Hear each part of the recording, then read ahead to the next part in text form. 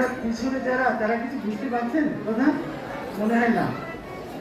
আমার কানে শব্দ কেমন ভাইব্রেশন আছে। তা শ্যামসুন্দর কেমন বলছে শুনো, বলে না নড়িবে না হবে ভূষণের ধ্বনি। ভূষণ মানে অলঙ্কার যা পড়ে আছো, রাধারানী তোমার নাচবে কিন্তু এই ভূষণের ধ্বনি শব্দ হতে পারবে না। নাচলে এগুলো শব্দ নাই পারবে। না হবে ভূষণের ধ্বনি, না নড়িবে স্থির মানে বসো। তুমি নাচবে, তোমার এই অঙ্গের ভূষণও শব্দ হতে পারবে না, গায়ের বসনও নড়তে পারবে না। এরকম নাচ হবে? আমাদের সময় নেই, আমরা তো কৃষ্ণের নাচও একটু দেখবো না, তাহলে রাধারানীকে আর আমরা সময় দিতে পারছি না। যেমন বলেন শ্যামন আগর তেমনি নাচে রায়, যেমন বলেন শ্যামন আগর তেমনি নাচে রায়, যেমন নাচে শ্যামন বড় তেমনি নাচে রায়, মুরলী লুকায় শ্যাম চারিদিকে যায়, মুরলী লুকায় শ্যামসুন্দর যেমনি যেমনি বলেছেন রাধারানী সেমনি সেমনি নিচে দেখালেন। তা বলছে যেমন বলেন শ্যামন আগর তেমনি নাচে রায়, মুরলী লুকাইয়ে শ্যাম চারিদিকে যায়। কেন মুরলী লুকাচ্ছে? কেন? হেরে গেলে তো মুরলী আর থাকবে না, দিদি হবে। এবার রাধারানী যখন পেরে গেছে নাচে, তো সবাই কি বলছে? আর সবাই বলে রায়ের জয় জয় না বলবে হারবে।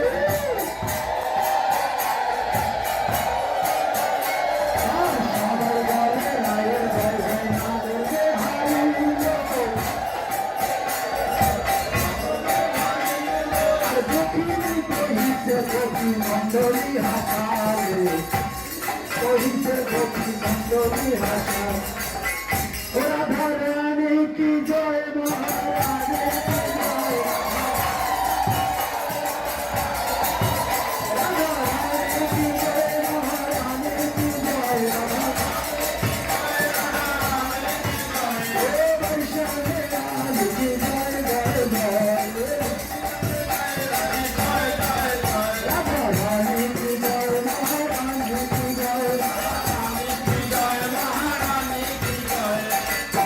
যারা রাধা নামে জয় দিয়েছেন অনাদিকালের যত পাপ দেন সঞ্চয় ছিল সমস্ত পাপ বের হয়ে গেছে। তো জয়টা পড়ে নেবেন। তো এই পাপ বের হয়ে কোথায় গেছে জানেন? যারা এখানে দাঁড়িয়ে আছে বসে আছে কিন্তু রাধা নামে জয় দেয়নি, সব পাপ বের হয়ে তাদের ঘরে জমা। রাধারানী কি জয়, মহারানী কি জয়,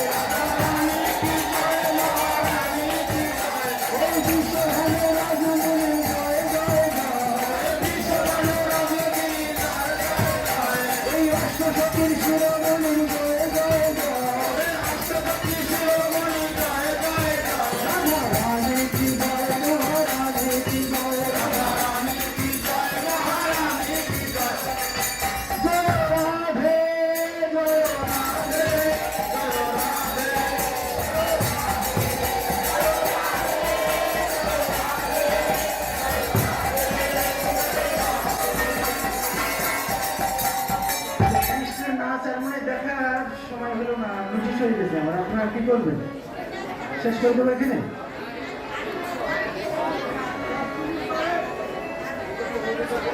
আপনাদের কথা শুনে কমিটির দ্বারা আমাকে তো দেবে, তো একটু শ্যামসুন্দরের নাচটা দেখি আমরা দিনে। তো রাধারানী শর্ত দিচ্ছেন, দাদা থইয়া থইয়া তুমি কেটে নেব ঝিঞ্ঝা, দাদা থইয়া থইয়া শ্যাম তোমাকে নাচতে হবে। এবার কে নাচবে? শ্যামসুন্দর। শ্যামসুন্দর রাধারানীর শর্ত দিয়েছিল কি? বিষম শঙ্কর তাল। রাধারানী কি বলছে? ওই উদ্ভট তালেতে যদি আরো গানো মানে, ওই উদ্ভট তালেতে যদি তোমার হাতের বাঁশি কেড়ে নেব, দেব করো তালি।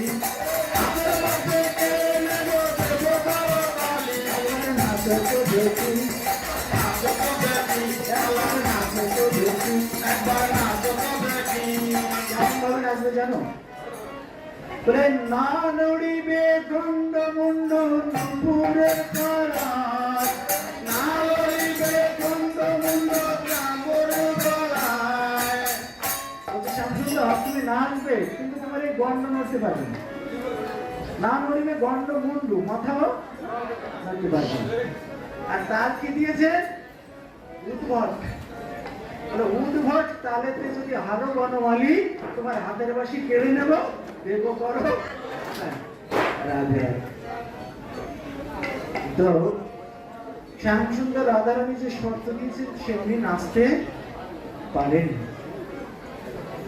তাই সেই নাচের মঞ্চের ভিতরে দাঁড়িয়ে শ্যামসুন্দর কাঁদতে শুরু করেছেন। যিনি নৃত্য পরিচালনা করছিলেন তিনি শ্যাম কাঁদো কেন? আমি তো পাচ্ছি না, এটা বৃন্দাবন, এখানে গায়ের জোরে কোনো কিছু লাভ পাওয়া যায় না, একমাত্র রাধারানীর কৃপা ছাড়া এখানে কিছু পাওয়া যায় না। তুমি রাধা নাম করো, রাধে রাধে জপা করো, কৃষ্ণ নাম রসে দিয়া করো, রাধে রাধে জপা করো,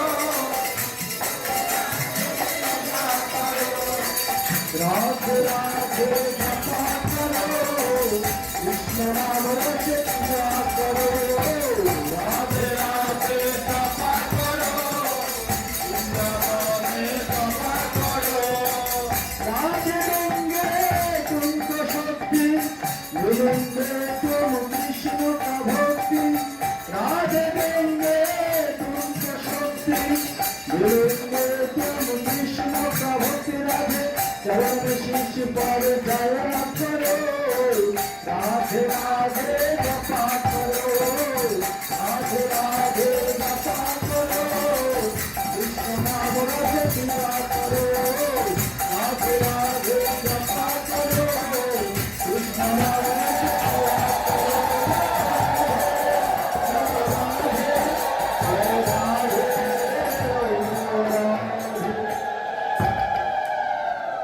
একবার ময়ূরের সঙ্গে কৃষ্ণের নাচের কম্পিটিশন হয়েছে।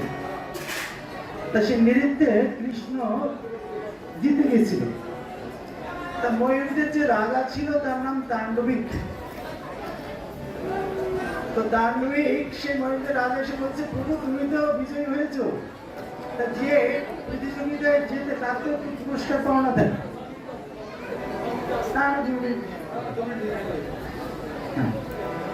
তো বলছি কোন প্রতিযোগিতায় কেউ যখন বিজয়ী হয় তাকে তো কিছু পুরস্কার দিতে হয়।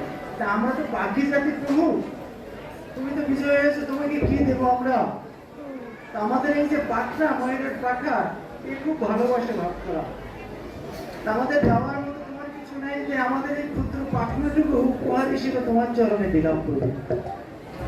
তা গোবিন্দ ওই পাখাটাকে হাতে নিয়ে বলছেন, আমার ভক্তের দেওয়া উপহার সেটা যতই ক্ষুদ্র হোক না কেন আমি সেটা চরণে রাখি না, আমার তোমাদের দেওয়া উপহার আমি চিরদিনের জন্য মাথায় তুলে নিলাম। তাই আজও গোবিন্দের মাথায় সেই ময়ূরের পাখা আছে। শুধু ভক্ত সজ্জন, তো আমাদের